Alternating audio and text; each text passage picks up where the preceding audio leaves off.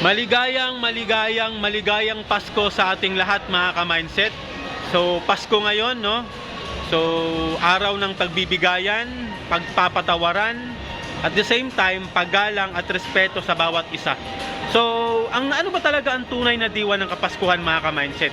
Okay, so ang tunay na diwa ng Kapaskuhan, hindi naman yan sa magagarang damit, masasarap o mararaming pagkain sa hapagkainan o handa, o sa dami ng iyong pera. Okay, wag nating kalimutan ang totoong diwa o tunay na diwa ng Kapaskuhan ay yung kapanganakan ng ating Diyos na may lalang, at the same time, yung kapanganakan ng ating Diyos na tagapagligtas.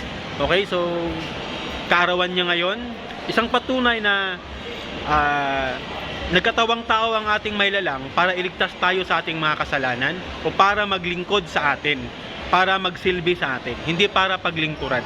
So, lagi nating isipin, ang totoong diwa ng Kapaskuhan ay kapanganakan or kaarawan ng ating Diyos na may kapal. So, wag nating hayaan na mawala sa ating tradisyon or mapalitan ito ng pagpasko. Dapat magandang damit, maraming handa, o ano paman.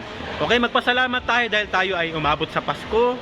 Magpasalamat tayo dahil tayo ay malusog at binigyan tayo ng panibagong buhay ngayong Kapaskuhan. Okay?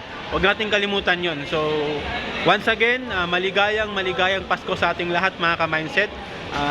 Keep safe lang po, and then dahan-dahan lang sa pag-inom, hinahinay lang sa pagkain, ha? Okay? At huwag kalimutang magdasal.